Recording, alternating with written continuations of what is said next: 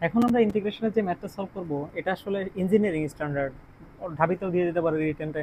আমরা এই ম্যাথটা যদি সলভ করতে চাই, আমরা এখানে কি করতে পারি?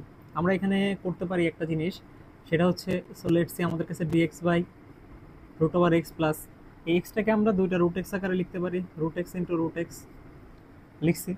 এরপরে আমরা কি করতে পারি? এরপরে আমরা করতে পারি, নিচ থেকে আমরা একটা রুট এক্স কমন নিতে পারি। রুট এক্সের যদি কমন নিই, এখানে থাকে আমাদের ওয়ান প্লাস রুট এক্স। এখন আমি তোমাদেরকে একটা কথা বলেছিলাম যে ইন্টিগ্রেশনের ম্যাথ হচ্ছে টোটালি অবজারভেশন বেসড। এখন তুমি যদি এখানে অবজার্ভ করতে পারো, এই ম্যাথটা একদম ইজি আর কি। সো এখানে আমরা এই ওয়ান প্লাস রুট এক্স এটাকে ধরো আমরা টি ধরে নিলাম।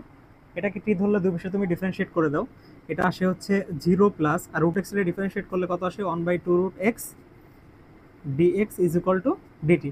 জাস্ট এই ভ্যালুটা এখানে ইনপুট করে দাও, দেখো তো কি আসে। সো 1/√x ডিএক্স, এটার পরিবর্তে আমরা কি লিখতে পারি? এটার পরিবর্তে আমরা লিখতে পারি হচ্ছে ডিটি। সো উপরে যাবে হচ্ছে টু ডিটি, আর নিচে থাকবে 1+√x। এটার পরিবর্তে আমরা লিখতে পারি হচ্ছে টি। এখন টুটা তো আমাদের কনস্ট্যান্ট, বাইরে চলে আসবে 1/t ডিটি। এখন 1/t ডিটির পরিবর্তে আমরা কি লিখতে পারি? 2 ln t+c, এটা আমাদের অ্যান্সার। এখন টির ভ্যালুটা এখানে ইনপুট করে দাও। টির ভ্যালুটা ছিল আমাদের এই যে এটা। সো আমরা যদি ওইটা এখানে ইনপুট করি, 2 ln 1+√x+c, এটাই আমাদের অ্যান্সার।